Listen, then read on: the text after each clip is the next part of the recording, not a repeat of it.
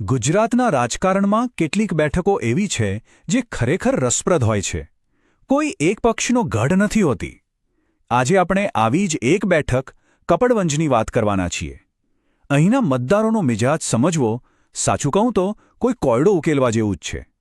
તો ચાલો આ સ્વિંગ સીટના રાજકીય તાણાવાણાને આપણે ઊંડાણપૂર્વક સમજીએ. આખી વાત શરૂ કરીએ એ પહેલાં ચાલો એ જોઈ લઈએ કે આ કપડવંજ છે ક્યાં.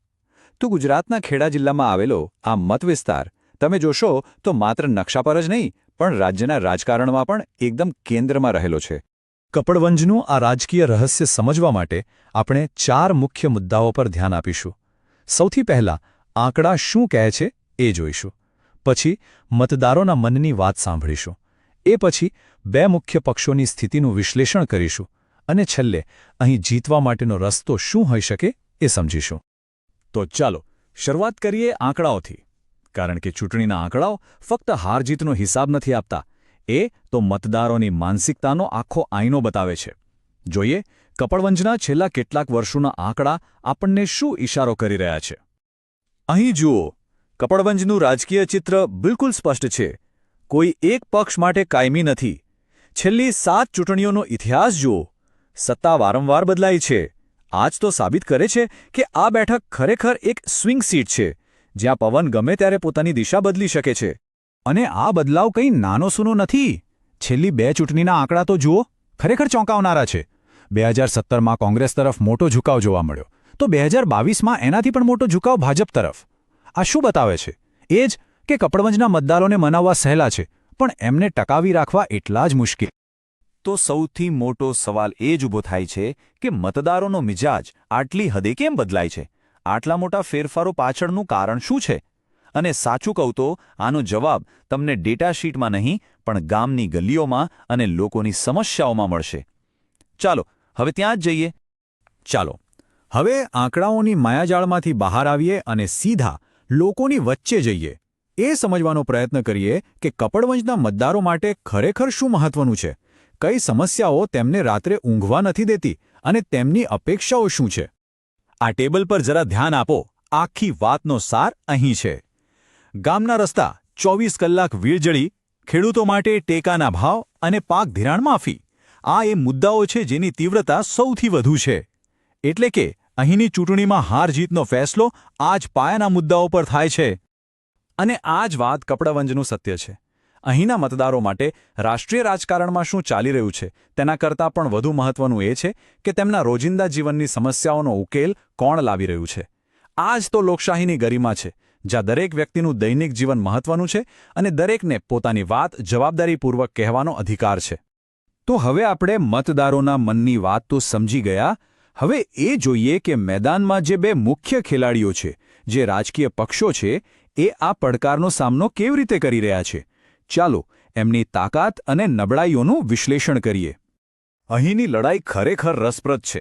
એક તરફ ભાજપ પાસે જિલ્લા સ્તરે મજબૂત સંગઠન છે, બૂથ લેવલ સુધીની ગોઠવણ છે અને ડિજિટલ પ્રચારમાં પણ તે આગળ છે. તો બીજી તરફ કોંગ્રેસના ઉમેદવારનું સ્થાનિક જોડાણ, તેમનો વારસો અને ગ્રામીણ વિસ્તારોમાં તેમની પકડ એ એમની સૌથી મોટી તાકાત છે. કોઈ પણ રાજકીય પક્ષની તાકાતને વ્યવસ્થિત રીતે સમજવા માટે આપણે એક સરળ ફ્રેમવર્કનો ઉપયોગ કરીશું. એને કહેવાય છે ચતુર્મુખ સિદ્ધાંત. આ સિદ્ધાંત 4 મુખ્ય બાબતો પર ધ્યાન આપે છે. ચૂંટણી જીતવાની ક્ષમતા, સંગઠનની મજબૂતાઈ, લોકો સુધી પોતાની વાત પહોંચાડવાની તાકાત અને જરૂરી સંસાધન. આ ચાર્ટમાં આપણે કોંગ્રેસની સ્થિતિનું વિશ્લેષણ કર્યું છે. અને જુઓ, ચિત્ર એકદમ સાફ છે. ભલે તેમની પાસે ચૂંટણી લડવાની અને જીતવાની સ્પર્ધાત્મકતા હોય, પણ સંગઠન અને સંસાધનોની બાબતમાં તે સ્પષ્ટપણે પાછળ છે. આ 2 નબળાઈઓને દૂર કર્યા વગર માત્ર ઉમેદવારના ભરોસે ચૂંટણી જીતવી ખૂબ જ મુશ્કેલ બની જાય છે. તો આટલા વિશ્લેષણ પછી હવે આપણે એ મુદ્દા પર આવીએ છીએ કે કપડવંજના મતદારોનું દિલ જીતવા માટે કરવું શું જોઈએ? કઈ એવી વ્યૂહરચના છે જે અહીં કામ કરી શકે? ચાલો જીતનો બ્લૂપ્રિન્ટ તૈયાર કરીએ. જીતવાનો રસ્તો ખરેખર તો ખૂબ સીધો અને સરળ છે. પહેલું પગલું, લોકોની સાચી સમસ્યાઓ ઓળખો. બીજું, મોટા વાયદા કરવાને બદલે નાના દેખાય એવા કામો કરીને બતાવો. ત્રીજું, તમે જે કામ કર્યું છે તેની જાણ સીધી લોકો સુધી પહોંચાડો. અને ચોથું, તેમના ભવિષ્ય માટે એક નક્કર યોજના રજૂ કરો. વાત વચનોની નથી, કામ કરીને વિશ્વાસ જીતવાની છે. અને આ માત્ર વાતો નથી. અહીં કેટલાક નક્કર ઉદાહરણો છે. જેમ કે કપડવંજ વર્ક 25x7 જેવું અભિયાન ચલાવીને રોજ દેખાય એવા કામો કરવા. સ્થાનિક યુવાનો અને આગેવાનો દ્વારા વોટ્સએપ પોસ્ટ્સ બનાવીને સાચી માહિતી લોકો સુધી પહોંચાડવી. વિરોધીઓના પ્રચારનો તથ્યો સાથે જવાબ આપવો. અને કાળાભાઈ કા કમિશન જેવી રોજગાર માટેની કોઈ ખાસ યોજના બનાવવી. આખરે આ બધી મહેનતનો એક જ ધ્યેય છે, માત્ર વચનો આપવાથી આગળ વધીને કામના નક્કર પુરાવા રજૂ કરવા. વિશ્વાસ ત્યારે જ બને છે જ્યારે લોકોને પરિણામ દેખાય.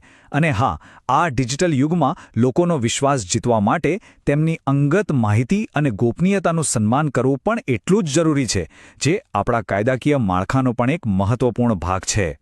જો તમે જનકેન્દ્રિત નેતા બનવા માંગતા હો અને તમારા મત વિસ્તારનો ઉદ્ધાર કરવા માંગતા હો, તો blueprintstrategies.ai નો સંપર્ક કરો. mgr@blueprintstrategies.ai પર અથવા 0804204110602 પર કોલ કરો. રાજકારણથી પરે એક ઉદ્દેશ્ય,